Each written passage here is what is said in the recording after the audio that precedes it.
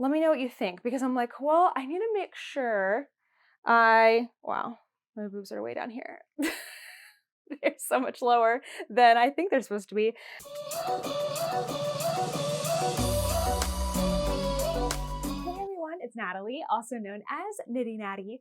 Welcome to episode 193 of the Love in Stitches podcast. Today is Monday, August 7th, and this should be our last podcast here in this room in my parents' house in Nashville, because tomorrow we are leaving and getting on the road. I have a little bit of a van update coming in the life update section later on, so stay tuned for that.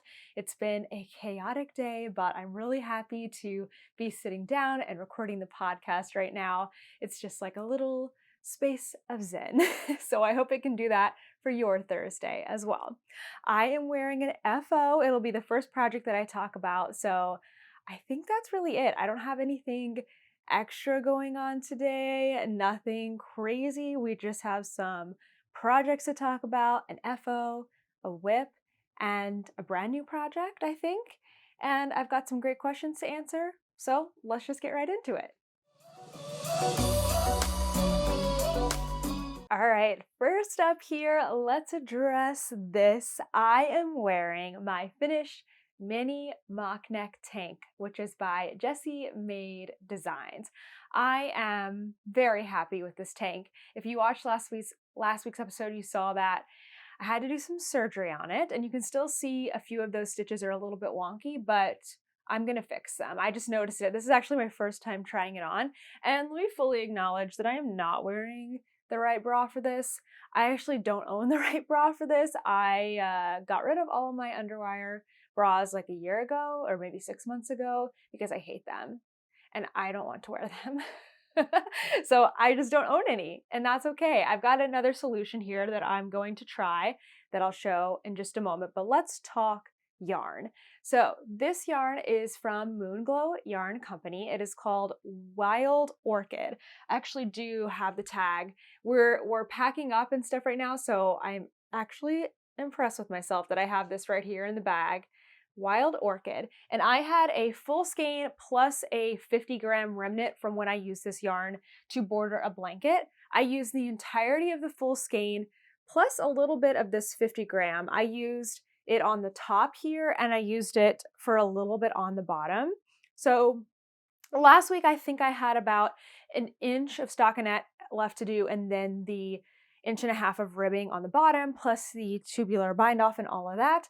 But I didn't know how much longer I would have to go until I tried it on. So after doing my surgery, where I cut out an inch from the front of this top, I then tried it on again and realized I still wanted it a little bit longer. So all in all, I have lengthened this by 2 inches. I added 2 inches of stockinette for the size that I made, which was what, Natalie?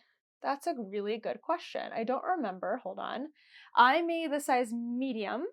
I can't remember what the finished bust measurement is supposed to be, but my bust measures 34 inches.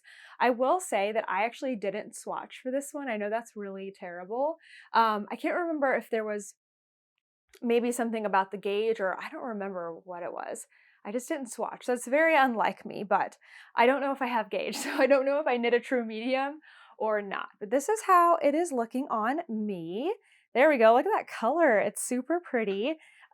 So I don't know if I would have wanted to go a little shorter maybe so it doesn't bunch up like it's doing, but we'll see how it goes when I wear it. So I did add 2 inches to the length, which I am wearing leggings, so it's a little hard to tell. Black leggings at that. It's a little hard to tell where things stop here, but I am liking the length. Everything else I pretty much kept the same except cutting out the inch here. So let's see. Oh, here we go. See right here where there's still some wonky stitches? I just need to go in with a tapestry needle and kind of like even things out. But other than that, it all blocked out really nicely. Aside from wearing the wrong bra, the armhole is looking so much better. It had so much extra fabric. It was like doing like that. It's just because I just don't have not a lot of topography there to work with, so there's not a lot going on. So this is what I was thinking about doing, because I also made the Ripple camisole by Jessie Made Designs, which has really skinny straps. So this bra situation that I have does not work for those skinny straps. You see it, and I just don't like it. And I also just don't want to wear any kind of bra that makes me uncomfortable, or I won't wear the tank top, which is what's happened. I haven't worn this tank top. So I ordered on Amazon these bra inserts, or like, you know, sports bra inserts or something like that. I did get padded ones. So I don't know if you can see, they have like an extra little bit of stuff here that I can't figure out if the wider part goes in or out. I guess it just depends on where you want to lift. But I was kind of thinking they're triangular other than that. And there were so many options on Amazon. I was kind of thinking that obviously on the inside here, I might be able to just do a little tacking and sew it down. And then I would have, you know, coverage without having any straps or anything at all. Obviously, this is not going to lift without having a band, but I don't really care. Like, a little lift is nice. It's flattering for me, my preferences, like on my own body, but also there's not a lot there. So I feel like this might actually work for me, especially in that really skinny camisole. So I have a bunch of these. I just haven't taken the time. My brain space has been all preoccupied with making a lot of decisions about our life right now. And so I just haven't had the time to do that, or mental state. So I need to make sure I pack up some thread with me so that I can give it a try. And anyone who sews, let me know what you think, because I'm like, well, I need to make sure wow, my boobs are way down here. They're so much lower than I think they're supposed to be. That I get it in here where it's gonna like make sense and not be popping out. I also might have overdone it on the padding with these ones. They are pretty thick and kind of round and pointy. So I might reorder something that's a little bit more like, these are very firm. They're not very pliable. So I might try again. We'll see. I know the easy answer is probably just to buy a bra that has skinny straps and like underwire and stuff, but I'm not about it. I'm also not comfortable going braless. So if you are, be free and do that. But that's just not where I'm at. Okay, I think that's pretty much everything about this tank top. I would definitely recommend the pattern. I love like the neckline and everything. It's getting pulled down a little bit by my mic here, so it's not looking quite as beautiful. But to me, I really like this line. The only thing I'd probably change, knowing now how it fits my body, is I might try to mimic the increasing on the back. Actually, let's turn around and show you the back. Here we go. Back is great. I probably would mimic that on the front, just so I have a little more coverage like right here. Like, it would be a little nicer if maybe the increase rate, the rows between the increase rate decreased, so that there was a little more, you know what I mean? Little more coverage right there would be awesome. And also, I just didn't need more length in the front. Of course, if you have a bigger difference between like your upper bust and full bust, you probably will. So I think that's everything. It's done. I'm good. I'm taking it as it is. Only thing I need to do is make a couple little modifications, not modifications, a couple little stitch fixes here, maybe sew these bra cups in, and she is good to go. Next up is my Tessellated Pullover by Andrea Mowry. This is the Rhinebeck sweater for 2023, so I'm really excited to be making it again, and I'm feeling really good about this year's sweater, that I'm going to truly like it and not give it away later on. Last week you saw my swatch unblocked, and now it has been blocked, so I swatched in the round. Technically, I can pull all this out if I need it, like in an emergency. It won't be fun, but these are all continuous pieces. So this is how mine came out, and I used a bunch of the yellow from my spin cycle, which I'm not super excited about. I like the other colors in my spin cycle so much more, and so I am kind of happy that the yellow came out in the swatch. So now I have all of these fun colors, to me, blue and pink, and gray to use in my actual sweater. I've done a lot more on this than I thought. I guess because it felt like I already started the sweater with the swatch. I technically did. Swatching is the first step, even though I didn't swatch on this. But swatching is technically the first step to starting a fitted thing. I didn't realize that I did all of my ribbing in less than a week, so I'm really pleased with it. So I've only just finished all these wonderful 3 inches of ribbing. It's not very exciting. It's not much to show. So I've got a tubular cast on. I did opt to do that. Let's see. This is pretty dark. So let's see if we can get the camera to even capture. The color is really hard to show because inside it looks very navy and outside it looks very green. So it's kind of both, kind of a greeny and a blue. But I've got my tubular cast on. There, you can kind of see the tubular cast on now. That probably took an entire evening, I would say, doing all the tubular, then the setup rows, then getting it rearranged for 2x2 and into the round. But I followed all of Andrea's tutorials as I've done in the past, and I do have to say it gets easier and faster each time. This is probably the 4th or 5th sweater that I've done this tubular cast on with, and it does get easier each time. I have a tip for you. When you're doing tubular cast on, to put a stitch marker every 20 stitches, because you can fit about 20 stitches on a 5-inch needle tip. And if you've ever done tubular before, it's this weird like twisting back and forth where you're making knits and purls. It doesn't stay. It like curves around itself, and it's really hard to count. So if you can do the 20, double check and count that there are 20, slip a marker on, and then let them slide to the cord, and they can go all crazy and it doesn't matter because you don't need to count them. And then do 20 more, double check, count them, slip a marker, let them slide down to the cord. Then it's also really easy with tubular. You can't really let go of your 2 strands of yarn or else your stitches will start coming undone and then you can't figure out where you are. So you can also at a glance, just kind of hold onto your needle, hold onto your yarn, and then just look at your markers and be like 20, 40, 60, 80. It makes such a huge, huge difference. It's not an easy cast on tubular, but it is very effective. So let me talk about my yarn again because it's only been 1 week that I've been working on this. So I am using a kit from the Farmer's Daughter. So I'm using the Spinster's Daughter as my main color, or as my main yarn. And the colorway is called York. That's the bluey green that I was just showing.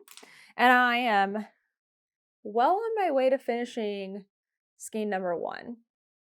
My size is supposed to use 3 skeins of main color. I have more in case I need it, but I went ahead and wound up 2 more today to get ready for our trip, so that's just one less thing I have to wind by hand or beg a yarn store or pay a yarn store to wind yarn that is not theirs. Then for my spin cycle, which I have just gotten onto the 2nd row of, I am using Dyed in the Wool, and this color is called Big Sky. Really fun, kind of reminds me of cotton candy.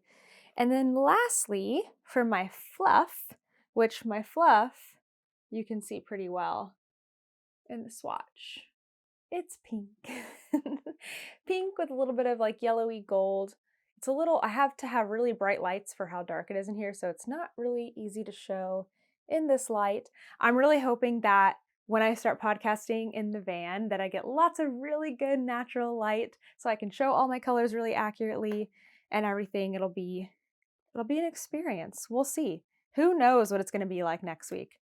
Anywho, that is the Odang base, which is a Surrey alpaca, and this color is called A Case of You. Oh, by the way, I think I shared last week that we have a brand new camera. I'm still not using it yet because if you've ever bought a big new piece of technology, it takes a lot to kind of figure it all out. And again, with all the stuff that's going, all the decisions we're having to make, it has just not been top priority to learn a new piece of equipment, but maybe next week.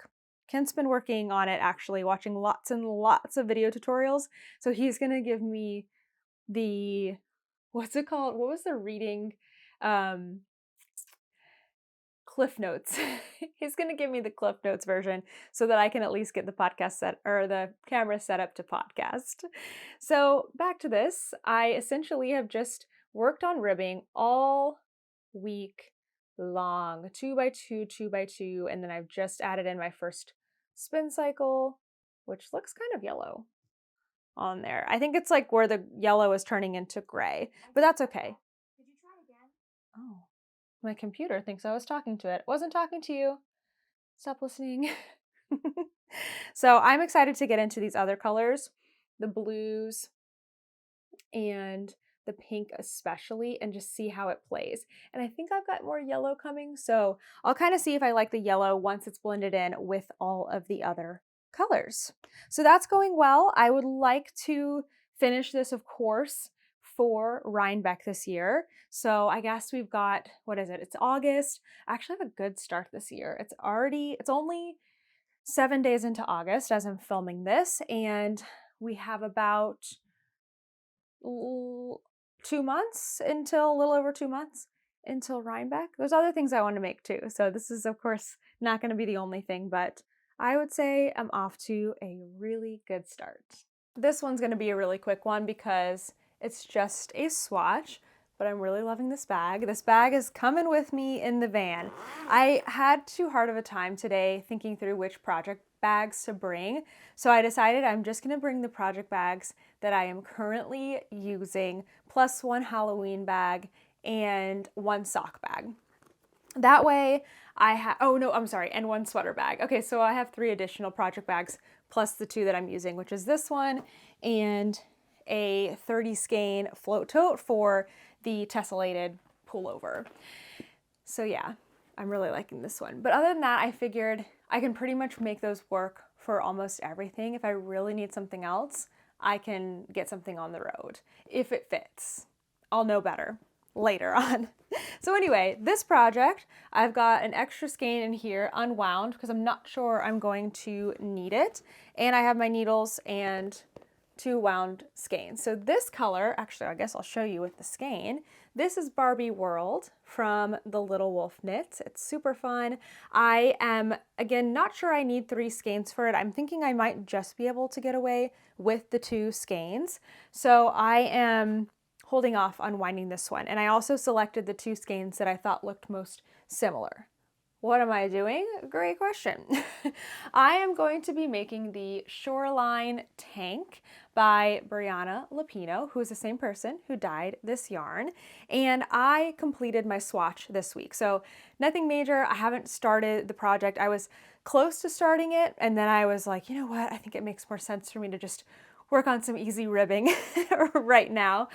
So I did get so much of the swatch done. Actually, I finished this last Monday. So it's been a week since I finished the swatch and washed it and blocked it and everything. I just haven't gotten started on the project, but at least now it's ready to go. And I knit on this when we watched Haunted Mansion last Monday, which was a great movie, by the way. So I don't even know if I have gauge. It's hard to measure gauge in 1x1 ribbing or any kind of ribbing anyway, but I do like how this fabric looks. So this is a DK weight pattern. So I am holding my 2 strands of fingering weight together. Let me get it a little closer. So you can see, now that I've mentioned it, probably you can tell that there are 2 strands in each stitch. Can you? There we go. 2 strands. But from further away, you really can't tell anything. And I shared this last week too, but I think it's worth mentioning again, and I'm gonna see if this proves to be true throughout this tank top, but somebody made a comment on my Instagram. Thank you for, I don't remember your name, but thank you for saying this. And you just said that you actually really like holding fingering weight yarn together for DK rather than by itself, because then it takes the colors from a hand-dyed variegated yarn and blends them even better and prevents pooling. So I'm really interested to see how that works out. Of course, it's hard to tell from a swatch, but I feel like the color placement looks pretty even.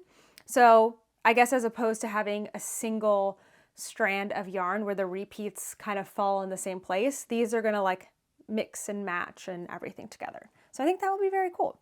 So I will be starting this one at some point. For now, the needles that I swatched on are in there, the yarn is in there, the extra yarn is in there, and it is just going to be ready and waiting for me when my brain is ready for it. Lastly, I have started a brand new sock project. So after I finished my Musselburgh hat, I really needed a simple project to work on. The ribbing on the Tessellated Pullover has been perfect for the last week, but I knew that that was going to end, and then it was going to become a sweater that has 3 different yarns attached to it, and that is not easy knitting. It's not hard knitting, but it's not something that I can just look away from or do in the dark, anything like that. And I need that kind of knitting. And also something smaller and more portable than lugging around 3 skeins of yarn in a cotton tote. So I started a pair of socks. I've had this yarn for a while, and of course it's not as easy to see when it's caked up, but it is a really beautiful self-striping from Freckled Whimsy. And I got this skein at Bliss Yarns a few months back when I was in Nashville visiting for my brother's wedding earlier this year. My mom came with me to Bliss, or maybe she was getting her hair cut or something, and so she dropped me off at Bliss because when we were visiting, or we don't own a car, we have our van now, but like we didn't have a car a few months ago, so that's what I'm trying to think through. My mom must have dropped me off at Bliss while she went to an appointment, and then she came back to pick me up, so she came into Bliss. She's not a knitter, so that's why I was trying to figure out why she was there. She's always welcome, but whatever. Anyway, she picked out this yarn for herself so I could make some socks. It's Freckled Whimsy, and this color is Keep On Keepin' On. And I'm just noticing that it says 10 stripe repeat. I really don't pay attention to details sometimes, and I was working on this and I kept thinking I was coming to the end of the stripe repeat and another color would come and another color would come. And it was actually kind of fun that way. But I did run into a little snafu. As mentioned, I have lights on me in here because it is very dark. This house is just dark. There's not a lot of windows. There's not very big windows, and there's a lot of beautiful mature trees all around my parents' house, so there's just not a ton of light in here. And so when I was working on this sock, this is so silly. I wrote an Instagram post about this, but it's just very silly. I was knitting happily away. Oh yeah, I haven't even showed it to you yet. Here's what it looks like. It's so pretty. So I was knitting happily away all the way to here. Oh, don't come out of focus. What are you doing there, camera? What's happening? There we go. So when I got right here, I got a little upset because look how similar these 2 colors are. They're different. It's a lot easier to tell outside. But you can tell, I mean, even right now that this one's lighter than this one, right? When you're in a dark house, you can't tell that they're different. And I was going, that's weird. I haven't yet reached the end of the repeat because I knew pink was coming. Like very obviously from the cake, there's pink. And like my eye is drawn to pink. So I'm like, I haven't reached the pink yet. Like this is not, there we go. I was like, this is not over yet. Why is it repeating a color? That doesn't make any sense. And then I was like, well, maybe I didn't actually start at the beginning and it's going to go from my blue that I started with down to the gray and then the gray again and like back up to the blue, but it wasn't doing that. And so I was just getting like, I was just annoyed because I like it when things have repeating patterns. And I didn't dive too far into it. I was kind of trying to do that thing where you like open up the cake a little bit and see what's coming next. I could have pulled the yarn out. I don't think that would have helped because, again, the light. I couldn't see the color. So I just kind of put this aside for a few days. I was like, oh, whatever, I'll figure it out eventually. Then one day we were running errands and I took this into the car and I realized that these 2 colors were different. This color right here, this is what it looks like when I don't have my contacts in, by the way. just in case you ever wondered if you have perfect vision. There we go. This color is gray. This color is purple. And then I went, oh, they're not the same. And it brought back the joy of working on the sock all over again. Are they close? Yes. Are they the same? No. Even in here right now, they do look almost the same, but I promise you, when you get them outside, they are not.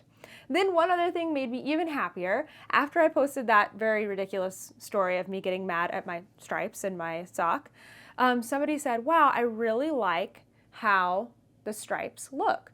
They go dark blue, light blue, dark orange, dark gray, dark purple, light purple, dark pink, light pink. I had not even realized that.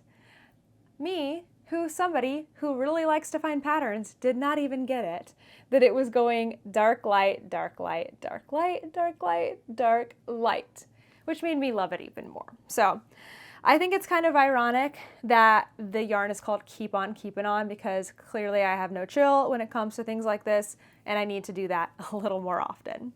Okay, more on the sock. I'm not using a pattern here. I am making these for my mom. I cast on 64 stitches for her, and I am doing a 2x2 rib throughout. It goes all the way around the leg, and it will continue down the top of the foot. The bottom of the foot will have stockinette stitch. She didn't want a very long leg. She kind of liked where it was after I finished the 10 rows of stripes. So I am adding in a fish slip, or actually I'm gonna do an afterthought heel. So after that I did, come on now, there we go. I did some increasing to give myself more stitches for the heel. I just think that will give her a better fit. And then if you can see here how there's dark orange on this side and dark orange on this side of this color that has nothing to do with the rest, these two rows right here are waste yarn. So this waste yarn is going to come out, and I'm going to add in a heel here where I've split the stripe. I'm actually kind of wondering if I want to keep it that way. I prefer to add in an afterthought heel between stripes. So if I could, I would have put it either at the end of the orange or at the end of the blue, but I wasn't quite done doing my increasing that I needed to do for this heel. I guess I could have gone like back further and started the increasing back here, but I kind of wanted to start it at the beginning of a stripe.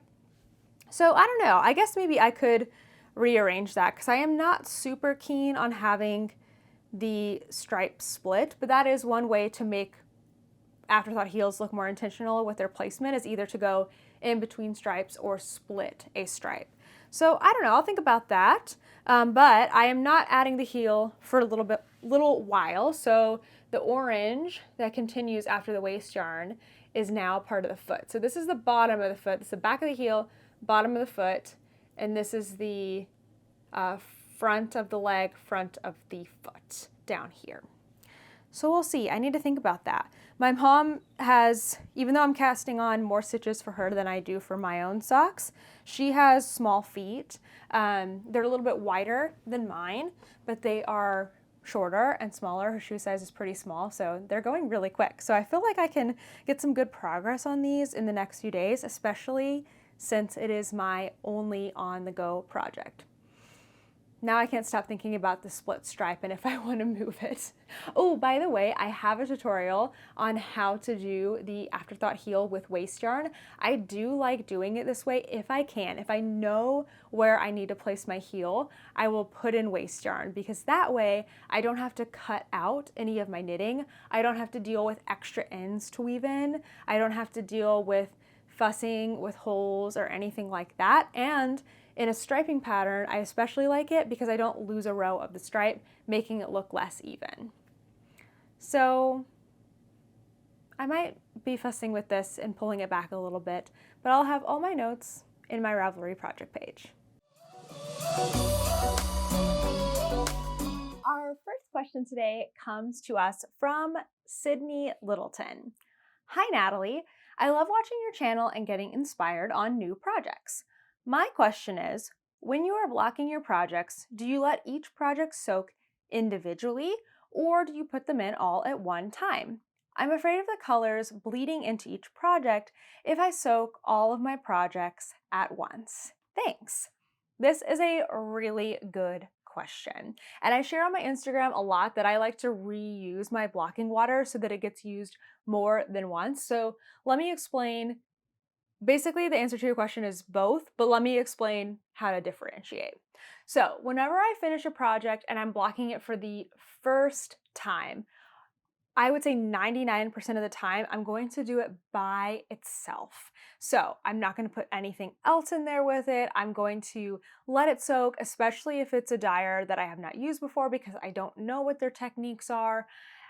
I would say in recent days, I have rarely had colors bleed from hand dyed yarn. I think that hand dyers are very meticulous and try to do the best that they can to really rinse out their yarns before sending them off. But that doesn't mean that every dye behaves that way or every technique is that way. Maybe natural dyed yarns are going to bleed more, and like things that are treated acidically, or it depends on your water. There's just a lot of factors. So it's not always the dyer's fault if yarn bleeds later on. And also some colors I think do bleed more than others. So whenever it's the first wash of a newly finished item, it goes into the water alone. Now, if no color comes out when I pull that out, I will then reuse that water. So I'll use it for something, either if I have a second item that needs blocking, or if I have a worn item, like maybe I have several pairs of dirty socks, hand knit socks, I'll throw those into that water just so I can use the water a second time and not feel like I am wasting water by individually soaking each item in a tub. Now, when it comes to washing things a second time after they've already washed once, like most of my stuff doesn't bleed, or I haven't noticed it will bleed. I kind of follow laundry rules. So I will put like things together. So if I have 10 pairs of socks to wash, I'll put the darker colors together, I'll put the lighter colors together, and I'll probably wash the lighter ones first because I know that they're less likely to leak dye. So I'll wash those first, take them out, and then maybe add a little more soap and maybe a teensy bit more water because some of it gets absorbed into the socks, and then wash my darker ones. So you can put things in there together. I just would hesitate to do it for the first time. The one other suggestion that I have is this. Shout makes these, and there's other brands too. They're called color catchers. They pretty much look like dryer sheets. I'm putting a link down below to Amazon, but you can just go to like Walmart and get these. But they kind of look like dryer sheets, and they are actually made to trap dye that goes into the water. So you can use these in your machine for like store-bought clothes, but they're really great for washing your hand knits. And sometimes, especially with stripes, you can't help but mix colors together in the wash. So I'll usually take one sheet and I will tear it into either half or thirds, usually thirds. So that way I can have a couple like in the bottom of the water and then like one on top if I have a larger item. And most of the time I don't really see any dye on here, but the times that I do, I'm really glad I've put a color catcher in there. So this is great, especially if you're knitting stripes or any kind of color work where there's a lighter and a darker color. That can really save you. All right, let's go to the next question. This one, let me make sure I'm going in the right order, is from Nats. Nats Knits UK. Hey Natalie, great name by the way. Right back at ya. I'm so keen to make your float tote, but I'm a knitter and haven't been able to get the hang of crochet because as an English knitter, I can't seem to get the tension for crochet in my left hand. My question is, do you have any tips to help me master my tension so that I can work my way to a float tote? Okay, Natalie, I feel for you. Or if you go by Nats, because that's really cute, actually. I really feel for you because this is the same as me. I learned to knit first. I'm an English knitter. I throw my yarn, I tension my yarn in my right hand and I throw it. So I don't even have that, practice of tensioning with my forefinger. I throw. So when I learned to crochet a couple of years after that, I was really, really frustrated because not only are you using a different hand, you're also using a different technique. So it's like so many new things. And then you're learning to crochet at the same time. It's a completely different world. So I really feel for you. This is not going to be probably something that you want to hear, but I think the best thing you can do is continue to practice it. And a lot of times when I don't want to practice something, I find that just setting like a small time limit a couple times a week is perfect. Like you can just say for 15 minutes, 3 times a week, I'm just going to like try to make chains. I'm just going to try. I'm going to make really messy crochet stitches and not care because I'm just practicing, and just let that be what it is. I feel like it took me a couple of years to really feel comfortable with crochet because I had to start so many times. I didn't ever stick with it. And once I really stuck with it, I learned a lot faster. I got a lot more comfortable. And now it feels really comfortable to crochet. I still never switched over from English style knitting. I still knit English style, but I can also knit continental when I need to, which is, holding the yarn in your left hand, tensioning it with your index finger in a similar-ish way to crochet. So I feel like it's kind of helped me build my knitting skills as well. And then one other thing I have for you is if the float tote, which by the way, this is perfect. I've got one right here. I'm gonna get everything out of here. If the float tote is your goal, let's also practice crocheting in the round. So don't start with that because that just work flat to practice your stitches. But once you're feeling more comfortable making your stitches, also count a lot. Crochet, you need to count a lot and make sure you're not missing any stitches. After you're comfortable with that, before moving on to the float tote, I would suggest making my Tool Kitchen Scrubby. I'm going to put the link to the video. I have a full video tutorial on it so that you can really get the practice of starting with the magic ring, working in the round, all of that stuff. You don't even need to use tulle. You can use whatever you have, whatever yarn you're already using, or maybe even float tote yarn, and just practice it because it's essentially how you would start the bottom of the tote, like so. It's just a much smaller circle. So that has a full tutorial. It's a free pattern. The scrubbies are really great. If you do want to get tulle, they are really great. But that would just be a perfect place, I think, to start and kind of scaffold your skills. So working first to just get comfortable making stitches, seeing stitches, counting stitches by working flat.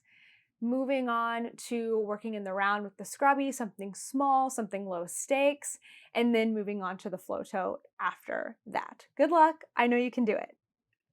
Next up, we have a question from Valerie. I love the podcast. Thanks. I'm so curious about your knitting van life. My question, how do you knit without looking? Like knitting while reading or watching a movie? I keep dropping stitches when I try to do it. Any tips? Thanks, Valerie. All right, Valerie, this is the same thing as Nat. I'm going to say practice, but I actually do have some more tips for you. I did an entire video. I'll link it down below. It's about, I think it's called How I Knit and Read at the Same Time, something like that. But I basically dropped a lot of tips on how to practice knitting without looking so that you can get to the place where you're knitting and watching TV, or you're knitting and reading a book, or you're knitting in a dark car or a dark movie theater. You can do this with crochet too. I have not mastered it, but I know there are crocheters out there, master crocheters, that can crochet simple things without looking at them. And that's kind of where it starts. So the first thing, and again, this is all in this video if you want to check that out too, but starting with picking the right project, the easiest thing to knit without looking to me, and I think to a lot of people, is stockinette, because it's just knitting, but stockinette in the round, so that you can just go round and round and round and just do the same stitch over and over and over. You don't have to worry about patterning. You don't have to worry about flipping your work to purl or anything like that. So select a very, very simple project, stockinette in the round. So a sock tube, a sweater sleeve, a hat. The body of a sweater is fantastic for this. Anything like that you already have going, grab that and practice.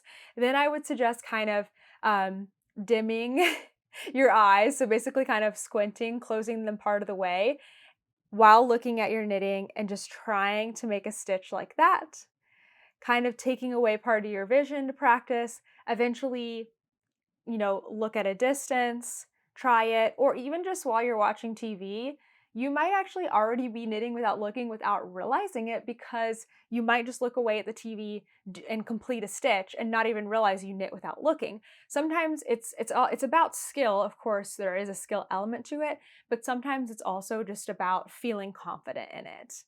Now, and then you just keep practicing. That's it. Start with a lighter area, start at home watching TV, and then work your way up to maybe knitting in the car, maybe knitting in a dark car. And then I feel like knitting at the movies is one of the harder ones because it's dark, because you're in public, you want to be respectful whenever you're out knitting in public, especially somewhere where there's a focus like a show or a movie or anything like that. So you don't want to get into a situation where you are without your knitting and can't see your knitting, right? So my last tip for you, I learned this from Boston Jen, is to bring 2 projects, especially to the movies. So that way, if you can, you'll feel yourself like drop a stitch or split a stitch or miss something. That way, if you make a mistake, you can just, slide those stitches down to the cord, put them back in your project bag, grab your backup project and just start working on that one. Because yeah, you can't be fussing around in a movie, getting out a flashlight, anything. You should not do that. You should not make a distraction. But also, like, if you want to knit during the movie, knit during the movie. So having a backup project is perfect.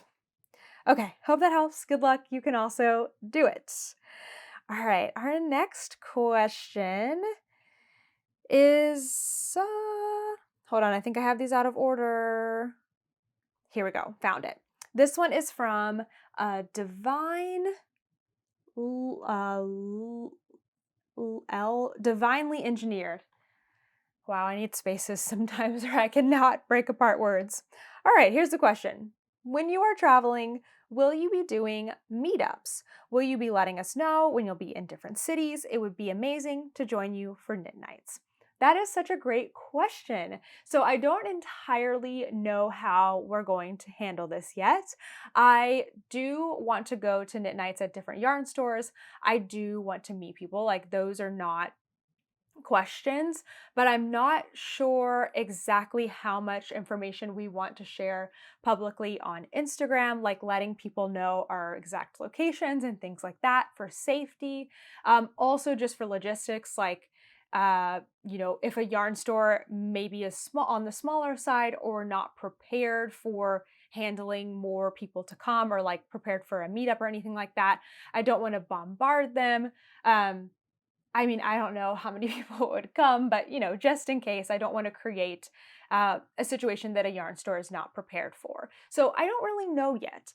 I do know that there are some planned meetups or planned meet and greets facilitated by the yarn stores that I'm going to be visiting. So that's a little bit of a different scenario where, we've already discussed that there will be a set time that I'll be doing X, Y, and Z. And the last element of things is that sometimes I won't know exactly what my plan is, so I can't share what I don't know, right? So basically, I'm going to probably be sharing a bit of a broader, more general where we're going to be type of thing. I think I also am a little nervous to get in a situation where I announce publicly that I'm going to be somewhere and then plans have to change, or maybe I don't know, I'm having a bad day and I don't want to let people down. So I think there's an element of that there for me too. So I think we'll figure it out as we start traveling. Again, I just want to reiterate, I do want to go to knit nights and I do want to meet people. I'm just a little cautious because it's a brand new kind of thing for us. So as much as I can, I will be sharing things, and as we get more comfortable and understanding of how that's going to look, I will update you. How about that? All right, next question is from Vicky. What is your favorite stretchy bind off other than Jenny's super stretchy bind off? Great question. So I am not a fan of the Jenny's surprisingly stretchy bind off, or whatever it's called. Not because it's not a good bind off. It is a great bind off, but for me it's actually too stretchy, which is kind of funny, right? It's too stretchy. I think I have a pretty loose tension already. So when I do this Jenny's surprisingly stretchy bind off, I get like waves of stitches. It's too loose. I don't need it to be quite that stretchy. There are so many bind offs out there, and every person, probably has different reasons to use different bind offs because of the way they knit or their preferences in knitting. I know some people would never touch tubular bind offs, but I actually really like them. So as far as a stretchy bind off goes, there's two that I really like. There's a super simple one. I don't even know if it has a fancy name. It's essentially knit two together through the back loop. So this works on everything. It's like basically one step above the classic bind off. It looks similar. It's one line. It doesn't follow pattern, but it is clean and it's a little bit stretchier. So you need a little more yarn for this one because you're going to be essentially adding a knit row. So what you do is you just take your right hand needle, slip it into the back of the next two stitches, and do a knit two together through the back loop. That will leave you with one stitch on your right hand needle, which you then just slip back over to the left hand needle. If you need to look this up and see a visual, I would just look up knit two together through the back loop bind off. So after that, you just keep repeating those steps. You insert your empty free right hand needle through the back loop of the next two stitches, knit two together through the back loop. You end up with one stitch on your right hand needle, which you then slip back over to the left hand needle. So as you do that, every knit two together is taking one stitch away. Taking one stitch away, taking one stitch away, taking one stitch away. It's a really great bind off. My favorite one though is kind of similar but slightly different. Instead of doing the knit two together bind off on the left needle, you actually work the stitches first and then knit them together from the right needle. I know that doesn't really make sense, but I have a video on this one. This is the way that I like to end all of my toe-up socks because it's nice and stretchy. It's the one that I learned after realizing that the Jenny's surprisingly stretchy bind off was too loose for me. I went to this one. I did not make this one up. I don't know where it came from. It doesn't have a fun name, but I do have a tutorial that I'll link down below. It is part of my toe up sock series. I talk about in the beginning of the video, I talk about finishing the cuff, and then I pretty much talk about the bind off the rest of the video. It's nice and quick. It's less than 6 minutes in total. So I guess probably about 5 minutes of the bind off. But I'll talk you through it here. So in this one, you work two stitches in pattern. I like this one because you can work it in pattern. So that's why it's super great for the top of socks. This is not a bind off, this is a cast on, but if you were doing a 2x2 rib, you could actually bind it off in pattern, and it's about that stretchy. That's probably pretty accurate. Again, that was a cast on, not a bind off. But you work two stitches in pattern. They're the two stitches that are on your right hand needle. You take your left hand needle and insert it into the front of those two stitches to knit two together through the back. Then you only have one stitch left on your right hand needle. You need another one. So then you work the next stitch from the left hand needle in pattern. So if it's a purl, you purl it. You get it over to the left or to the right hand needle. You have two stitches on the right hand needle. The key to this one is that every time you do the knit two together, you bring your yarn in the back. So the stitch gets worked, either knit or purl, whatever the pattern is, but the bind off always happens in knit. So it looks good because it's in pattern, but then it looks smooth at the top because it's all knit. So basically you just keep working one stitch, knit or purl in pattern, and then inserting your left hand needle into the front so that you've got that cross for the knit two together through the back loop. It's different than the first one, a little bit stretchier, I think, because you kind of add a row of knitting. Anyway, if you want to do the first one, look up knit two together through the back loop bind off. If you want to do the second one, I've got a tutorial linked down below. We're going to do one more question this week. Let me find it. This one is going to be a bit of a longer one. This is really interesting. And I had two people ask sort of a similar question, so I felt like this one was important to touch on. Hi, Natalie. I was wondering what to do if your gauge is drastically different from the pattern. Like if you do a swatch and like the look of the stitches, and so changing the needle size isn't an option. I would think that going up or down a size might not necessarily work since a smaller or larger gauge doesn't have the correct portions. Also, if you're already making the smallest or largest size for the pattern, you can't go up or down a size. I luckily haven't had this problem yet, but I'm not sure what to do or what I would do if I did. Thanks. This one is a good one and kind of tricky.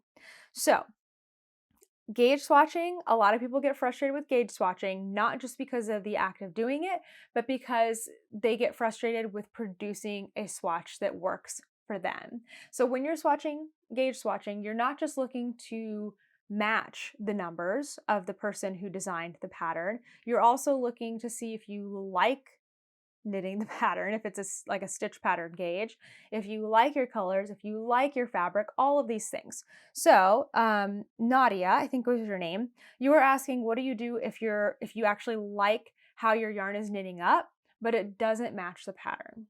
So my first thing would be maybe the yarn and pattern don't go together, and it would probably just be easier to find a pattern that does suit your yarn, but sometimes that might not be it. You might like really want to make said pattern with said yarn, but be prepared to do some extra work.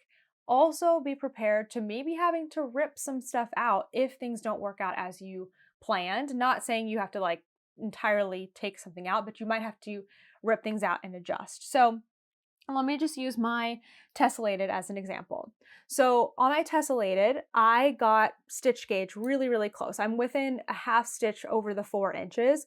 So I still checked to see how this was going to overall affect the pattern. So the way that I did it, let me think how I can explain this. Basically, I took the size that I planned to knit, and I looked at how many stitches were going to be in the body. And I did the math to figure out if I do this size and I have this many stitches, but my gauge is slightly different, how big will that be? And I think I found that it would only add 1 inch to the overall body, and I would still be within like the positive ease that the sweater recommends. So how did I do that? I'm trying to think how you do that math. It's division and multiplication, essentially. I guess I figured out what my stitches per inch were in my gauge, not the pattern's gauge, in my gauge, and then took the total number of stitches and divided it by my stitches per inch. That's what I did. The total number of stitches in the body divided by what I was getting for stitches per inch gave me a number. I think the number was 43. So I know that instead of my sweater being 42 inches, like the size I picked, my sweater is going to be 43 inches, and I'm okay with that. So that I just checked for stitch gauge. So I'm good there. And I know that wasn't a drastic change, but where it is drastic is my row gauge. So the given pattern row gauge is 38 stitches in 4 inches, and I'm getting 29. So that is a significant difference. Now with row gauge, I'm like the body is going to be no problem because I'm just going to knit until I get the length that I need. No problem. But where it can be a problem, especially if you're doing a top-down sweater with raglan or a stitch repeat or something like that, is that if you knit the pattern exactly the same and do the same number of rows, yours is going to come out bigger or smaller depending on in which direction your gauge differentiates. So I haven't actually gone through to do the math on this yet. Oh, my phone's right here.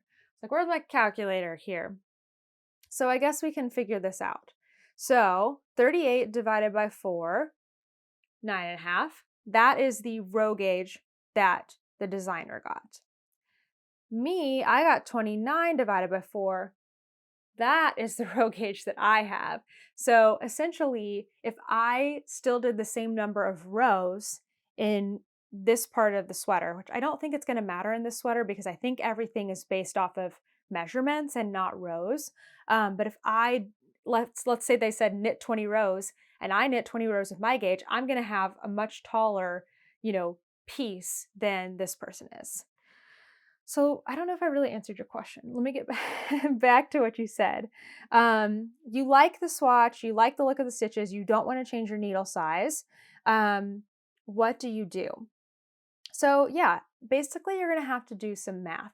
You could go down or up a size in the pattern if that option is available for you, like you're not already knitting the smaller size or already knitting the largest size.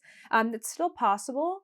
You would have to do basically do some math to figure out, like if you needed to extend beyond the sizing either direction, you would just need to do some math to make that the increments make sense. Like if you were doing a raglan or something like that, you would, I think you increase 8, either 4 or 8 every single time. You would just need to add in multiples of 4 or 8 to get to the stitch count that you would need to fit you. But if you are able to choose another size, that can be the easiest option, but you're still going to want to go through like different parts of the pattern and see, if I choose, let's say, I don't know if you gave me an example. No, because you haven't actually had this happen, but let's say that your stitch gauge is coming out where like, I'm trying to think of how to explain this. Hopefully some of this is being helpful and making sense, but let's say that your stitch gauge is giving you more fabric, it's bigger. So, but you want to stick with it. So you might choose to go down a sweater size, right? So that's where you're going to do exactly what I just did for this tessellated. You're going to go and look at the bust, look at the body stitches. How many stitches are in the body? How many stitches per inch do I have? And divide and see what size sweater that would give you. If you change to a different size sweater, and you follow all the directions the same, your sweater is going to be incrementally bigger everywhere. So you have to kind of pay attention, like, okay, yes, I'm going to be knitting a size, I don't know, small, let's say, because my stitches are bigger, but I still need to knit to the length of the medium because I'm still a medium. So I need to kind of do some combinations. I still need to make the armhole 8 inches, even though like a small is like 6 inches or 7 inches or something. So I need to still make sure I give myself that much depth, even though I don't need as many stitches to fit around my arm. So it can be really tricky, and it's something that you have to kind of develop as you go in the pattern, or maybe kind of check through the pattern and see if you can figure things out in advance. The easier option is going to be saying this yarn is not meant to be for this piece. Let me find a different pattern. Let me find a different yarn. I know that's not maybe what exactly you'll want to do, but it can be an easier option. All right, hopefully some of those questions were helpful for you today. If you do have any questions for me, leave them down below with the hashtag question in the front so I can look out for them to answer in the next podcast. We are back with Tuesday videos. This week I have a sock tour for you. It's my 2023 sock tour. I did it a little bit differently this time. So I have a full sock tour from 2020 and a full one from 2021. Obviously, I've knitted some socks in the past 2 years, but I didn't really want to do it the same. I didn't really just want to go through each of my socks. I also mentioned last week that I was feeling pretty overwhelmed just creatively trying to come up with an idea. And so I finally figured one out that I thought would be fast and fun and entertaining. And so I pretty much played a game where I just picked up my bags. I just took them out of here, but picked up my bags of socks and I just started pulling them out and trying to remember and guess what they were. Don't worry though, I still put all of the project pages underneath that that video, so you, even if I'm wrong or don't know, you can see the correct yarn or the correct details about those socks. So it was a fun one, and I had a really good time filming that one. I hope it was entertaining and you enjoyed it. Now next week we are going to have kind of our first video of our big adventure of going to yarn stores in all 50 states, and we're starting here in my home state of Tennessee. We are going on the Great Tennessee Yarn Tour. We haven't gone yet, so I can't say for sure, but we're planning to go to all 13 stores that are on this tour. If you're interested in visiting any of the shops on the Great Tennessee Yarn Tour, it is most of the month of August. It started August 4th and it goes through August 27th of 2023. I'll put the link down below. It is their first year doing it, and I am really excited to share this one with you. So hopefully next week you'll be watching us go to 13 stores, or trying really hard to, and it will be a really great video. There's nothing else really on the horizon here, but like I mentioned when I was answering the question earlier about meetups, if there's anything that we're kind of planning it out in advance and I may think, you might want to plan for or travel to, I will let you know here in this segment. I made sure to get some knitting in this week. On Wednesday night, I went back to the Nashville Fiber Folks. They have an Instagram. I think it's just Nashville Fiber Folks. Folk? Maybe Nashville Fiber Folk. And they kind of move around in somewhere in Nashville. They're usually on like Charlotte Pike, I think. I don't know if I'm getting that exactly right. We were at a brewery the week before, but this past week we went to L&L Market, which is one of those kind of marketplaces that has a lot of different little restaurants or like to-go restaurant places and little shops and everything, and then a bunch of tables in the middle. So it was great because we got to sit at a big table together away from other people. It wasn't super crowded on that night. And I grabbed a beer from a brewery. I grabbed some Thai food. It was really good too. All of it was great. And then I got to just knit and hang out. I was working on my ribbing and it was a great time. There were a ton of people there. There was somebody spinning. Becky, I believe, is the kind of founder of the group, and they were there spinning, and that was really, really fun. Then on Thursday, I went to Bliss for their knit night and got to chat with a lot of people. They had a full table. It was awesome. Kind of said my goodbyes to everybody because I knew I wouldn't be coming back to see them until later this year in November. So had to give a lot of people hugs and say goodbye and everything like that. And then Kent and my brother and his wife and I went to trivia again. This is the third week in a row we've gone to the same place for trivia. We have won first place the last 2 weeks, and we wanted to go one more time and see if we could win again. The difference this time, I was knitting at trivia, which was great. I was continuing my work on my rib. Is that there wasn't enough teams. So they have to have 3 teams to do trivia. And we were the only team there. And then there was a family with young, not super young kids, but they were too young to play trivia. And the 2 parents that were kind of sitting in the back. So they got recruited to come be a team. And then the 4 of us split into Kent on his own. And then my brother, his wife, and me on the other team. And Kent is really good at trivia, so we felt like it was a fair split. And I have to say that we won again, first place. So I'm really, really excited. It made me feel smart, even though I didn't really contribute that much. But it was great. We had a great time. The chicken there is great. We had a fun time playing trivia, and now my brother and sister-in-law have quite a few gift cards because we couldn't use our gift cards, so we gave it to them. So that was really fun. We spent pretty much most of the weekend getting our van ready to go. So here's the deal. Our van is missing a part that is pretty essential for our safety in the van. It does not affect anyone else's safety. We can drive it. It's drivable. It doesn't affect the driving. I mean, we drove it all the way from Wisconsin when we picked it up. We knew that there was something going on, but it wasn't sometimes it would go away and then sometimes it would pop back up, but it was driving fine. And we eventually got it into a dealership and it sat for 10 days just there. It took them maybe 3 days until they had time to do the analysis on it and figure out what was going on.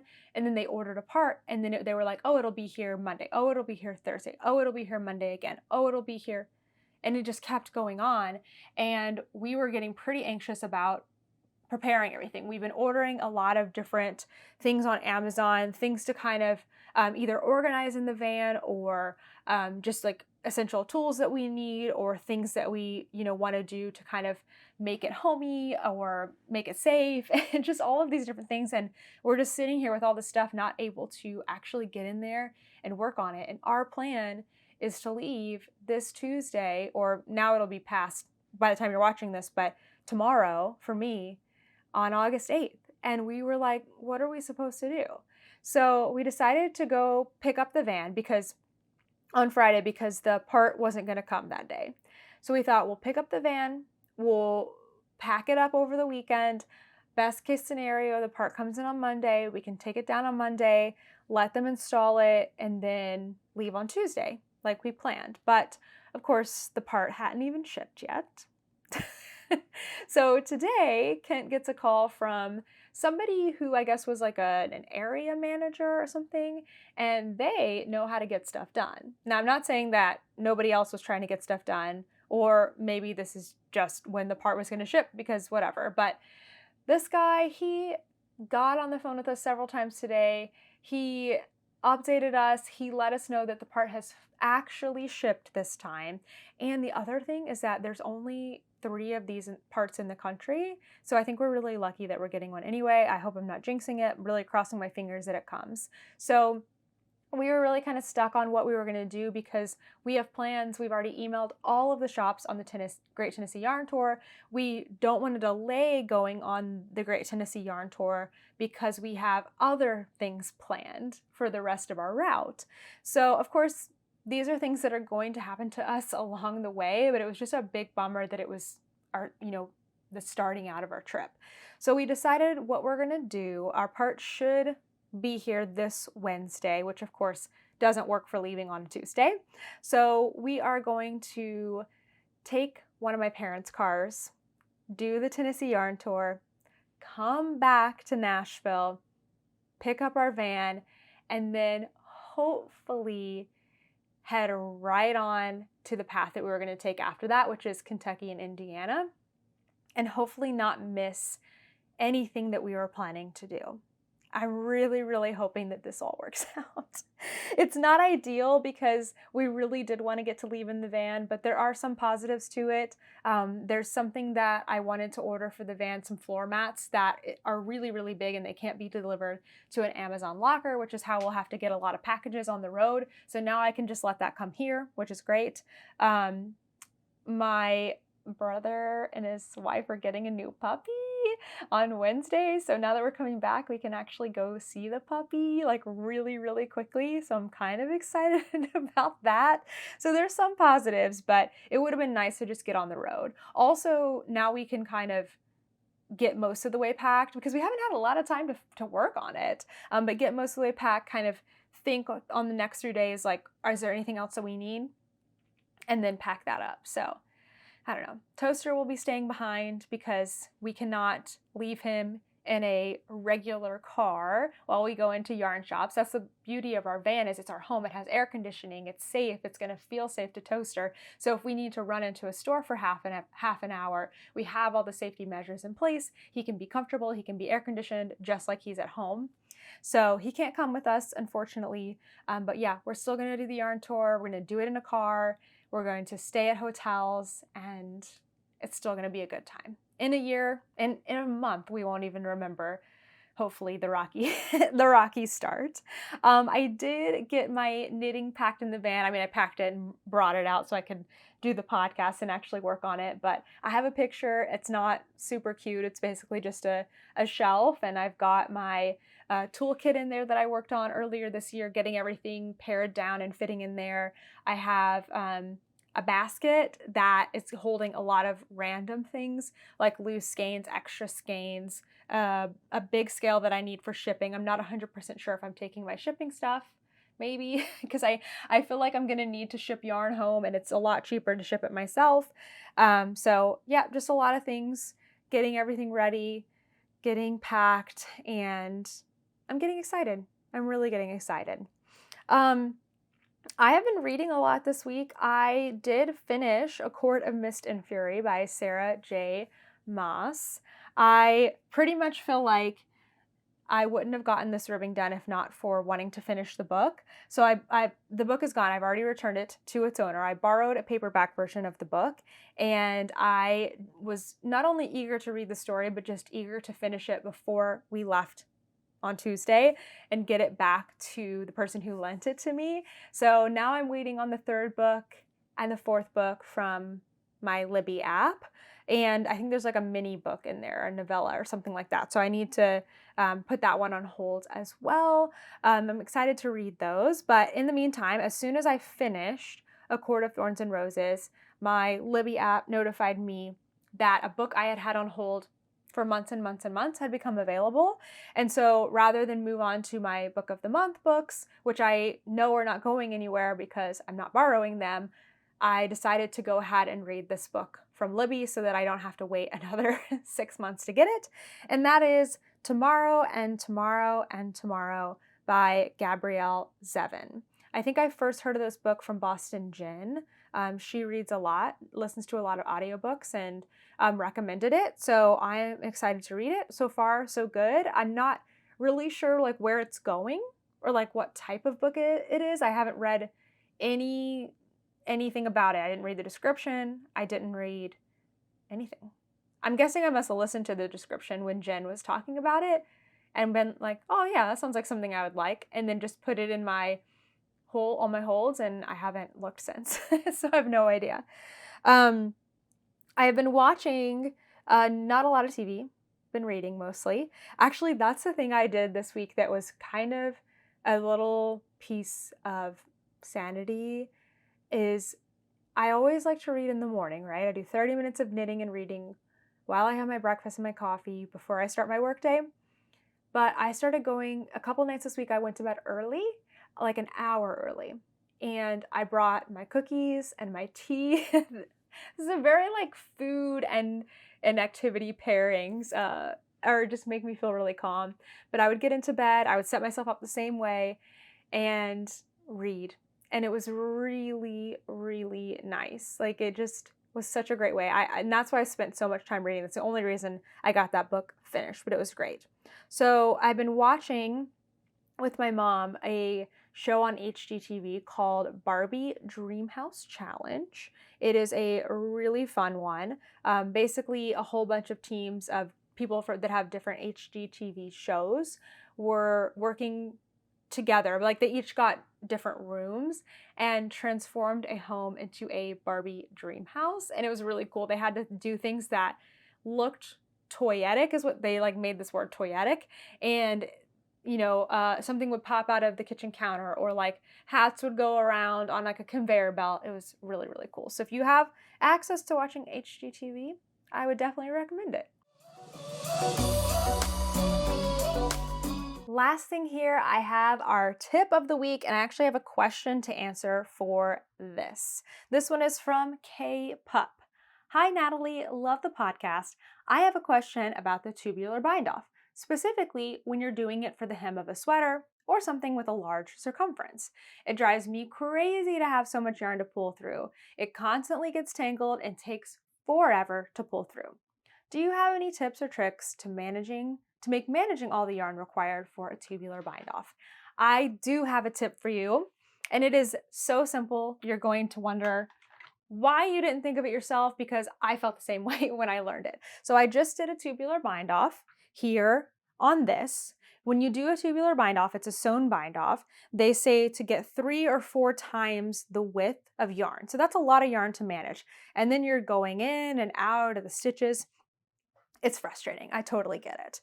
I was able to make it work with this one because it's not super, super wide and the yarn is very smooth.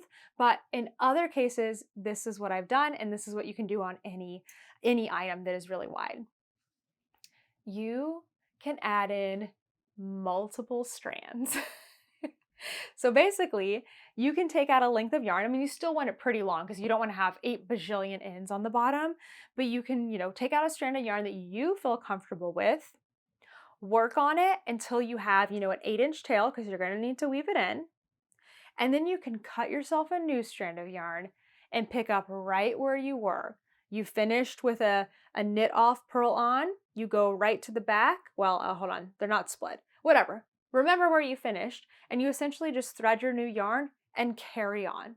The only thing you have to do now, of course, is weave in quite a few more ends, but usually you can make it work where you can like do enough yarn for the front half and then one more strand for the back half, so you have a couple extra ends. It is such a game changer, and it's totally worth, like if it's the difference between you doing tubular bind off and you not, it's worth doing all the extra ends. So that's my tip of the week for you.